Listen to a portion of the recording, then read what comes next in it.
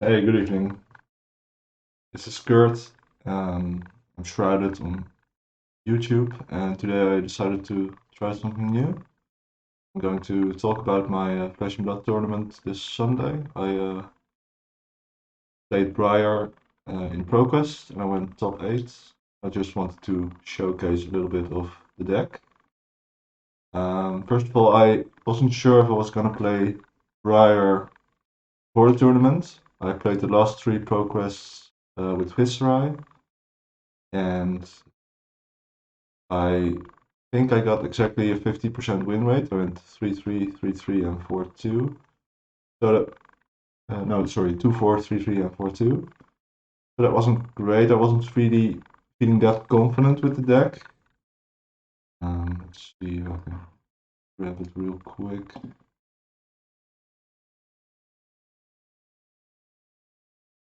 This is the Viscerai deck I played. It's pretty standard. It can do a lot of damage in one turn, but it felt a little bit inconsistent. So let's quickly forget about that deck. Let's talk about Briar, because I picked her up Friday before the Pro-Quest again, and I tested her on Friday evening and Saturday. And I think I only lost one game against Prism, and it was a close game. Probably made a couple mistakes too. So I was really feeling really good about it. I changed the sideboard a little bit before the tournament, so maybe we'll take a look at that too. But for now, I'll just quickly go over it. So we're obviously playing Rosetta. It's the best equipment for Rune Blades.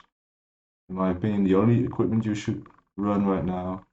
The deck is really focused around Rosetta, so you always want to have 3 cards, one non-attack, one attack, and one card to pitch for Rosetta or a tuning counter. So that makes the deck very consistent in my opinion. The other equipment is pretty standard. I'll say one thing about Tunic. Some people also play Scaletta to have 2 extra defense in matchups where you want to defend a little bit more, like against Starvo, you want to prevent those crush effects.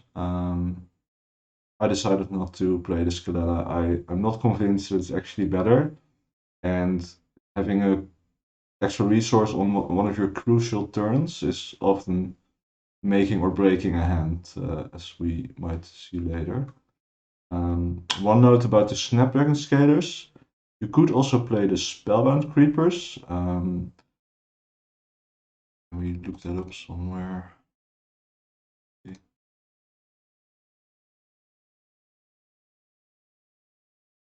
So the thing about Spellbound Creepers is you can also give an attack go again in a way, because you can play non-attack action as an instant. So if the action has go again, then it gives you attack, or it gives you an action point. And in theory, you can do that multiple times per game. You can also block with it. It defends for 1 as well. The reason I didn't like it this time is because in Briar the resources are really tight. So the fact that this ability costs a resource while the Snapdragon is in fact free often matters a lot. And one other thing I want to mention about it is I didn't like Revel in Runeblood in the list that much, and that's another card you could consider.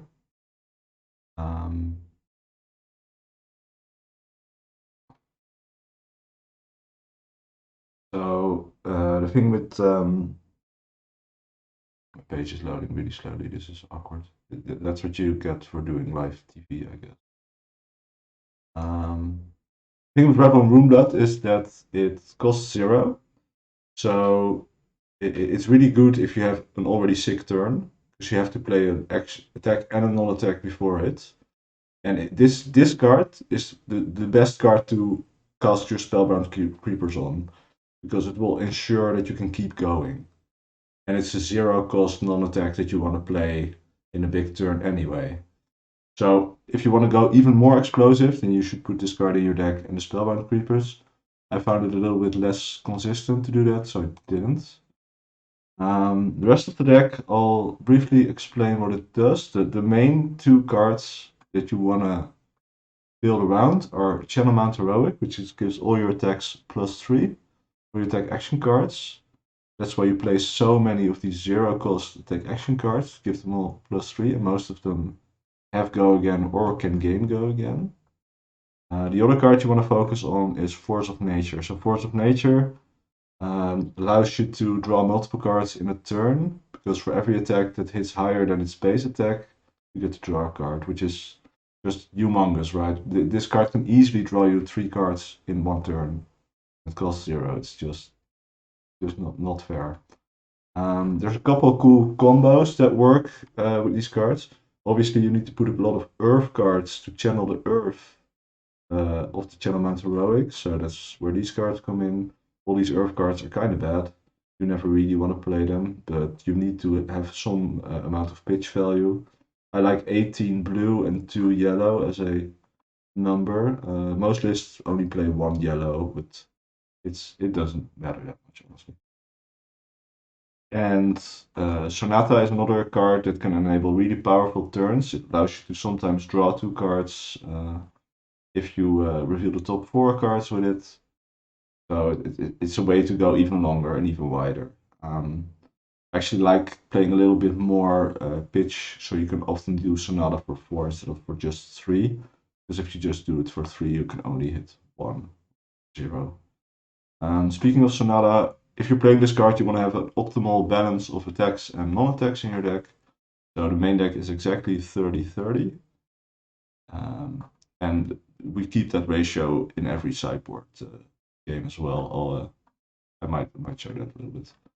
We have a couple attacks that don't cost 0. Those are like the filler attacks. I don't really like them that much, and those are the cards that you usually sideboard out.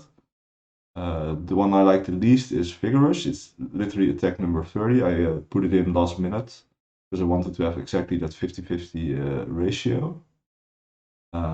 It's just 4 go again, usually for 1 resource. It's fine. One card I really like, this card has impressed me a lot, is Nibble Strike. So Nibble Strike, you have to banish a Nimblism that you already played. But if you do, it gets +1 and go again. And because it gives itself +1, it also draws you a card from the Force of Nature if you have cast it this turn. So that's just amazing value right there. Command and Conquer, I rarely play this card. Like in some matchups, it's nice to have them in the main deck. And it's a really good attack if you have an embodiment of lightning, if you can follow it up with something. But the fact that it costs 2 and it hits for 6, destroying an arsenal can be relevant. Against Starva, obviously it doesn't do anything, you can just Crown of Seeds away the arsenal. Against Prism, it's really nice because it has 6 attack. That's the main reason you want it, I think. So those are kind of the highlights. The sideboard is very focused on the Dutch meta that has a lot of Prism. So we have 1 Crown, which is against Viserai, so we don't immediately die to a bunch of rune chants. I actually didn't end up playing against Viserai. So just having 1 Arcane Barrier can be useful. There are 6 cards against Prism, because Prism is very dominant in the Netherlands. Runic Reclamation is another aura popper because it attacks for 7. So it pops Phantasm, and it allows you to destroy an aura if it actually hits. It never hits, it just gets blocked. But that's okay, you have to pressure the Prism player to defend it. And Lead to Charge is your only way to play around Arclight Sentinel. But there are some roundabout ways you can play around Arclight Sentinel. We have a small Starvo package, so Tomorrow and Unmovable. So Tomorrow is also against Oldhim, just to give you a little more channel mounts in your deck. You can actually recycle your channel mounts. Didn't end up playing against Oldhim, but having extra blues is nice, because I think when I board in the Unmovables, they cost 3, so I also want to have a little bit more blue, so I have these 2. And then I have these 2 random cards, one against Dash and one against Lexi. I added these last minute, I didn't know what else to add. I didn't end up playing against any of them. I think they're both fine, I don't know, they could probably be any other 2 cards. The 2 Bramble Sparks are a little bit interesting. They are for matchups where you really want to get really wide. So they can be good if you plan to go Force of Nature, Amulet of Earth, and go absolutely nuts. Because Amulet of Earth, you can only activate it if you have Earth fused, and we don't have that much Earth fusion. We have Vandal Sparks, and we have Force of Nature. That's it. That's how we're doing that. Yeah, so the main deck pretty straightforward, I think. Just keep the resource curve as low as possible and try to always have an attack and a non-attack and a Rosetta attack afterwards. That's the idea anyway. So what I really liked is that Nick from OnlyFabs streamed the feature matches of the Pro Quest, and I was in one of them. So actually take a look at what the deck does in practice. Let's take a quick look. It's against Prism, and yeah, let's just see what happens. The Prism player gets to go first, and my hand is not great. It has a lead to charge, which is important in the matchup, but he ends up playing a Genesis and another Aura. I decide to not defend at all. I could just throw a bunch of bad cards in front of it, but I like to keep the lead to charge. I probably like to keep the Pulse of Candlehold. The Amulet of Earth doesn't defend, and my last card is a Rebel, I think, Ravenous Rebel, which is like a fine card to use your lead to charge on. I just take one. This one damage probably won't matter. And then they play another aura, and this one's actually huge. It's the Shimmer of Silver, the aura that gets an extra +1 counter every turn. So usually against Prism, you want to deal with all the big auras, and you want to try to avoid the little ones. But Shimmers of Silver is different. That one, it starts off as an annoying little bump, but it quickly becomes a deadly tumor if you leave it in play for too long. So we have to get rid of both, unfortunately, wasting the lead to charge here, because otherwise I can't break Spectra and still attack. This is actually a Runing's mistake from me. I thought I had to reveal the top card anyway, but I don't have to reveal it because Spectra negates the attack basically, so it also negates the attacks. It doesn't end up mattering.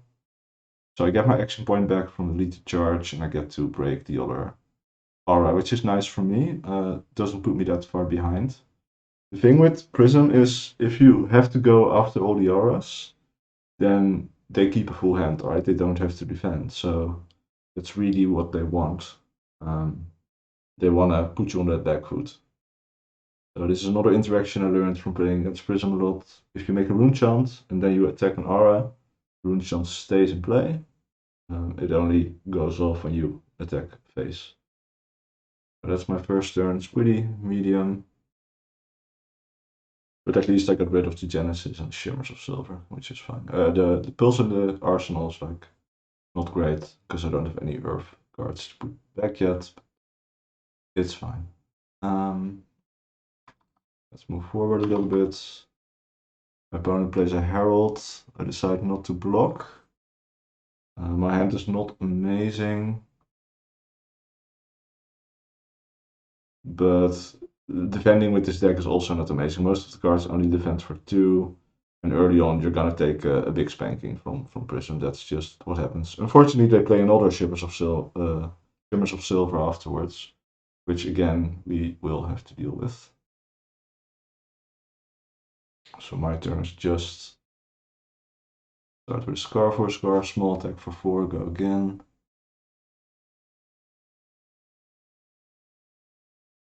I think I have a Enlightened Strike in hand.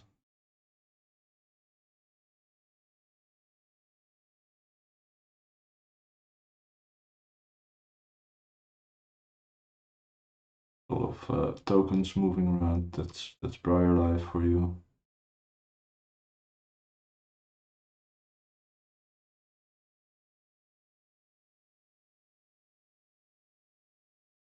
Kind of an annoying point here. I don't want to play this Exude because it doesn't have go again. My arsenal is just a Pulse of Candlehold, which doesn't do anything. Wasting the Enlightened Strike here is not great either. So I just make another Rune Chant. Play the Enlightened Strike, and then I still have 1 resource, so I can follow it up with Rosetta, which is fine. Just put a little bit of damage back on my opponents.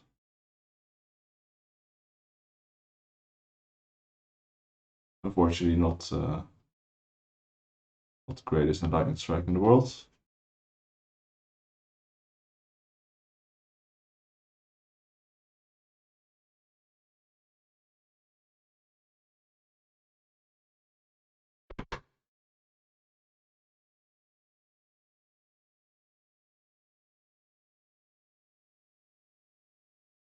Just me being OCD triggered about tokens fitting on the playmat. Okay, they take it. It's kind of scary. Because again, I'm gonna have to attack this aura, so they're gonna have 5 cards to jam back at me. Never where you want to be.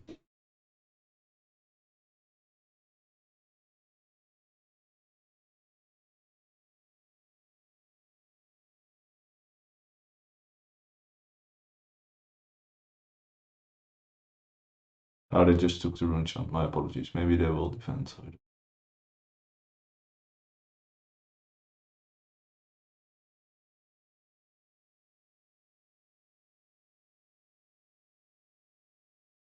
No, they just take it. Then I'm gonna have to attack the aura, not triggering the Rosetta Arcane, unfortunately. So again, a weak turn, but at least they don't have any auras left, so it's fine. Okay, this is a really awkward hand now. I drew the Runic Reclamation, which is a huge card in matchup, absolutely crucial. But I don't really want to defend with it. My opponent leads off with a big Fortune Herald. This is the 1 for 7. So this is kind of important now. Do I want to break Phantasm and have a bad turn, or do I want to save this Runic Reclamation for potential greatness later? Yeah, I end up just taking a lot of damage here. End up saving it.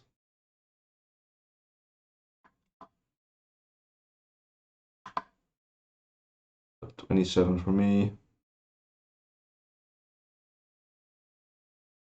And my opponent pitches an Arclight Sentinel. Very important. That's the one card you always want to play around if you can. So now I know one is at the bottom, and I think they already pitched one earlier as well. So this Command & Conquer, it's strong, like it's gonna get me. But I don't care that much about my arsenal card anyway.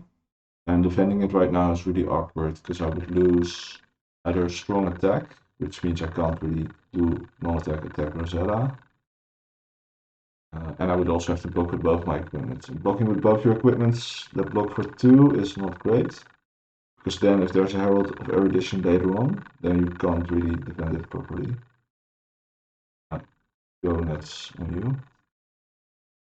So this is the easiest no defense ever. I don't know why it took so long, but there we go. Might just be the pressure of the tournament games, I suppose. Should realize that the pulse was not that important right now. What is important right now is putting pressure back on the opponent. This is my 3rd turn. I get the free Rosetta, the free tunic counter for the Rosetta. Huge. Swarming Gloomveil being a little bit awkward. I have no other way to make an aura, so I had to actually make an embodiment of lightning to give it go again, but then the Swarming Gloomveil already gives itself go again. So it's just very medium.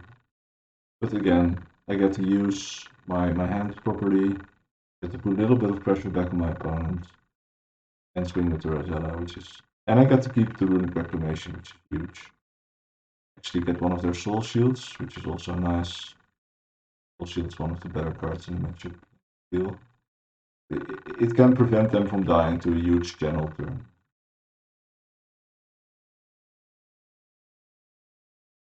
This is just an easy Rosetta for 4.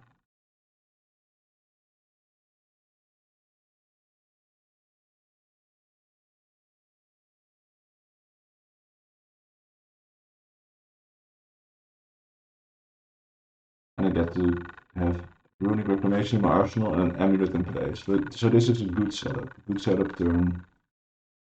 If I draw a blue card, I can obviously just start jamming with my Runic Reclamation.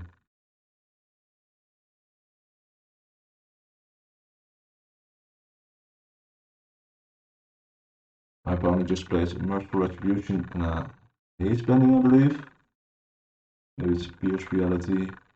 Haze Bending and Pierce Reality are the auras you don't really want to waste an attack on. You can't really afford to kill all their auras, or they will just kill you. So you have to pick your battle wisely there. Small Sonata here. I really want to hit a cheap attack, and I do. It's a Rebel.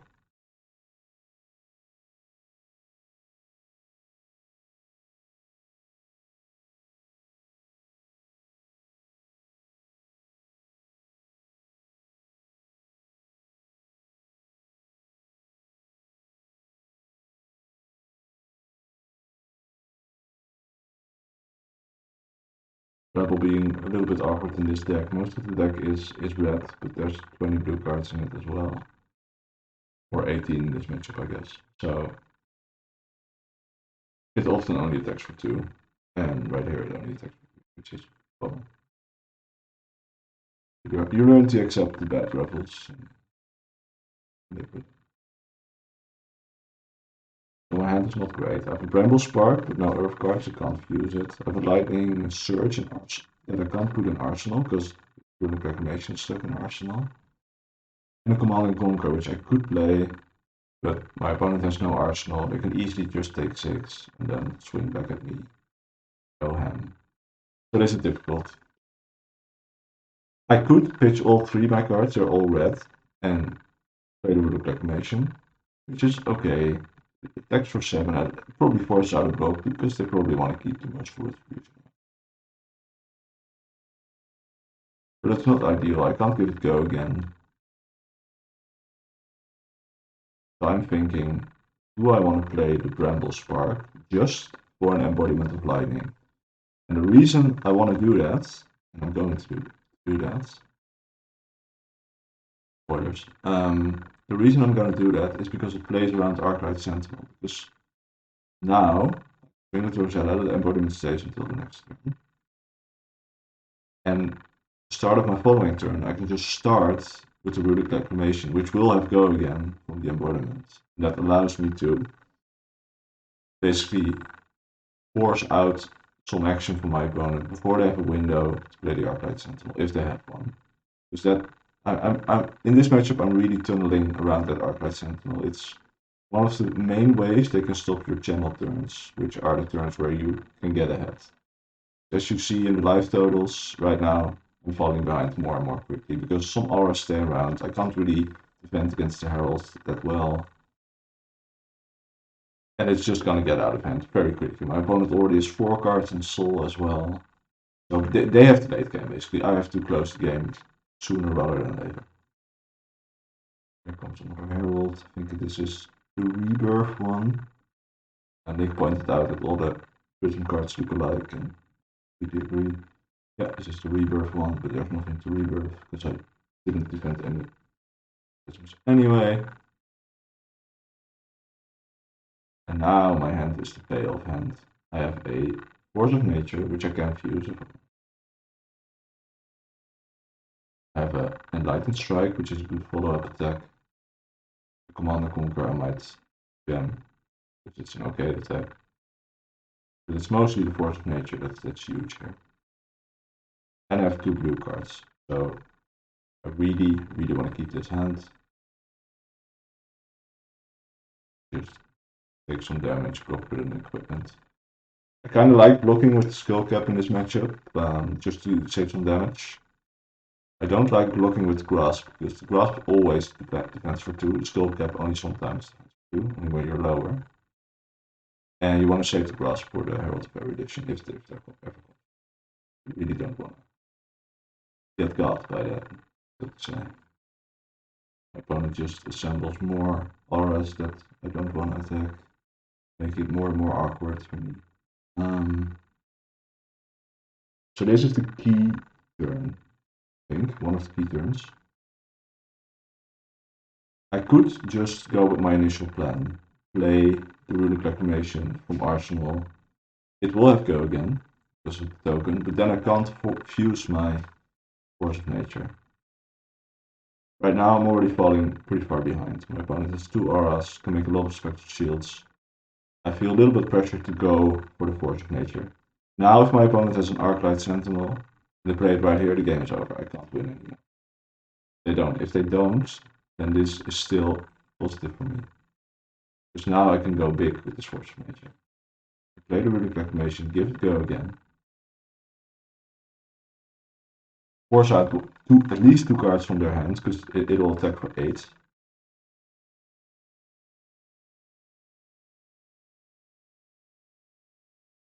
And my opponent wisely notices that I can still pop my amulet, give like another +1.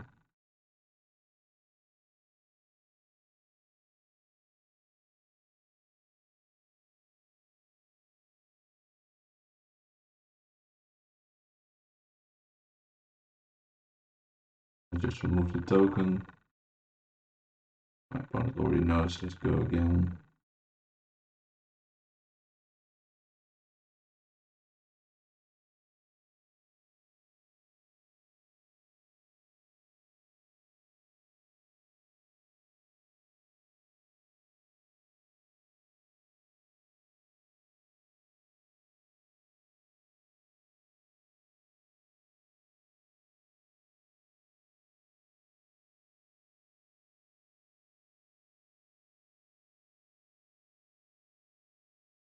Thinking out a little bit here. Opponent thinking about how to defend. I'm gonna go with the Ironhide plus the immovable. Will be enough. The fourth one hit.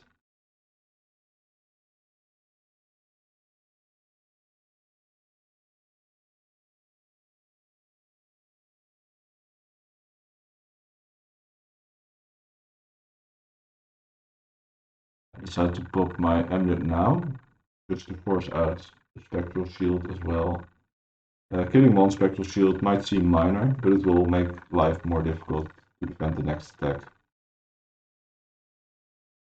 And I really want to draw that card. That's crucial right here. I want to go really wide this turn. Clearly, again, this Command and Conquer kind of sucks, so I pitch it. Play my Enlightened Strike. It doesn't have go again right now, but I can put my Snapdragon.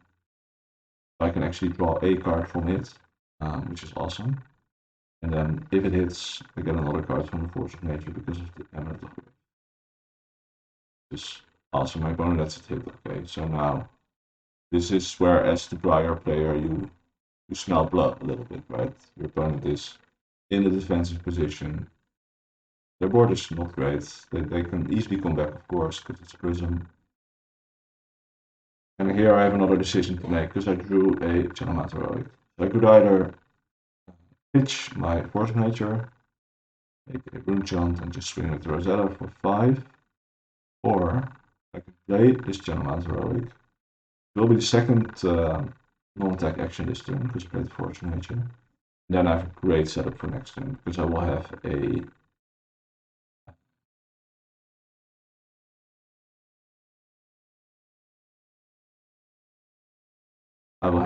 channel in play, and my opponent only has 1 card right now, so he probably can't do that much. I actually forgot this embodiment, which is pretty sad. I think it didn't matter that much. It's amazing anyway. But the embodiment would have been nice.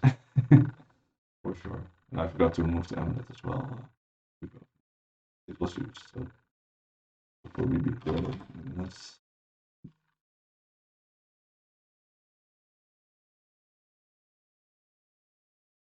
So my channel turn is huge. I start off with a Nimble Strike. Obviously has to go again because I used Nimblism earlier.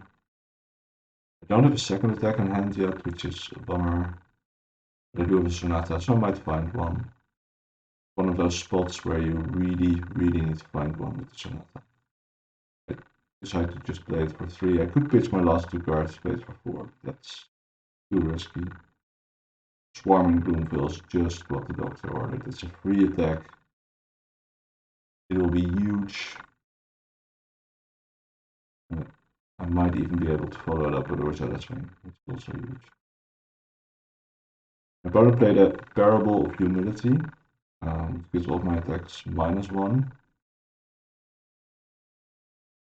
And that will come up in a second. Because it's actually a good way to stop some damage. Now I know that they don't have an arcade. Because they would have played it in response to the Sonata, right? Here I play my Bramble Spark. I think this is an attack for 9. Yeah, it's +3, +3, +1, and then -1. So and 1 arcane for good measure. It's pretty balanced.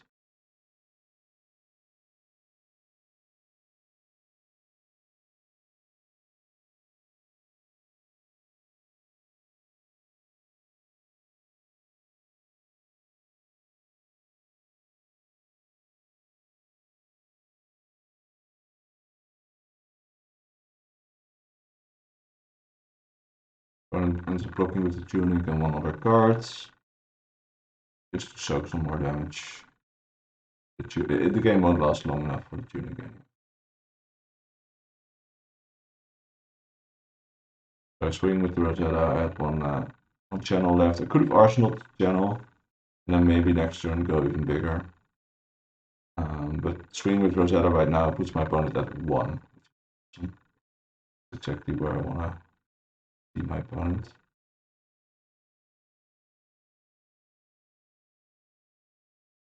My hand is awful, I think. This is sometimes the Briar life. You draw the awesome hands and then the awful hands, and then you lose all tempo.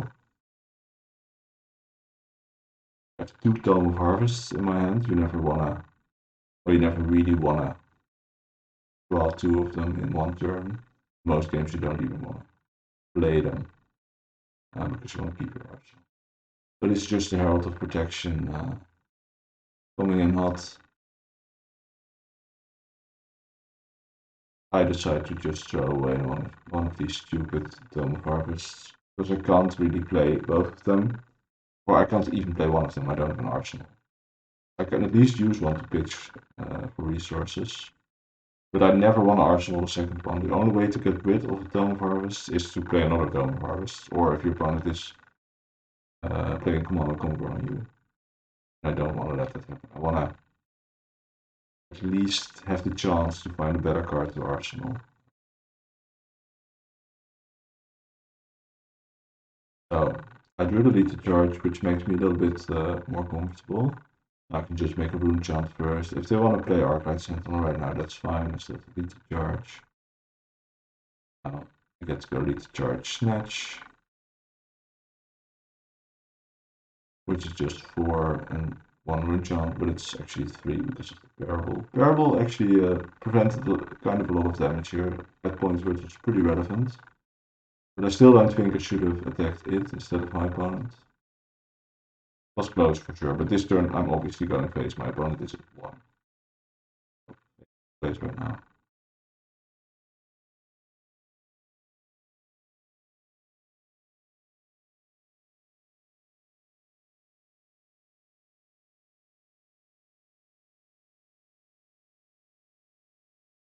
So blocks for 3. Put the gem in with the Rosetta.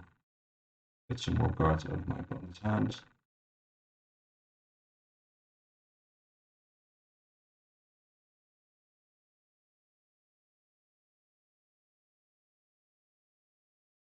Yeah, they just have to use their one hand here because they don't have a blue. So if they had a blue, they could use the blue for the Arcane Barrier 3.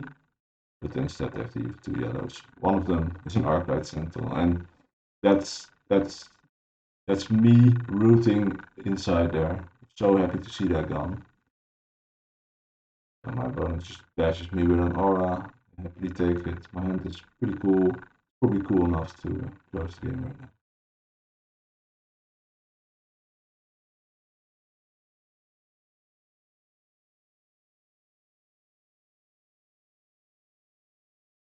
again, I'm thinking about Arclight Sentinel, but I think I realized I don't have to worry about it. I already saw 2, maybe 3, I don't remember. I just ended up going Force of Nature, my Lightning Token, my Snatch. I mean, then my Lightning Strike. I don't actually think it matters all that much, because I get to draw a card anyway. Yeah. Either I keep a card in hand or I draw a card. It's pretty close. Lightning Strike does more damage. Go for that one.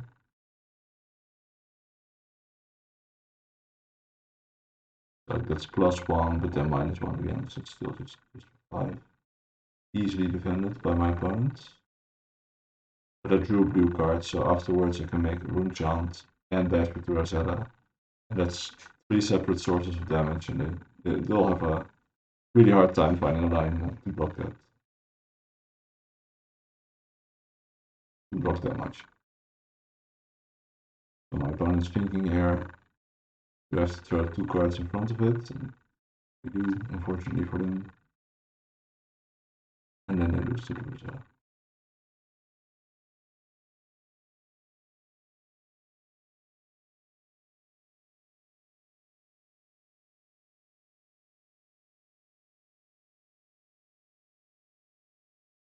I don't know why I'm thinking so long about this. Now that I look back at this video, I'm like, yeah, this was the obvious line. But when you're in a tournament seat, it's different. It's a lot more pressure. This Amulet of Earth could actually have been used there, but my opponent blocked for 6. So if they blocked for 5, I could have popped it for the 1 last damage. But it didn't matter. Yeah, they're exactly that, and that was a really rough game for them, I think.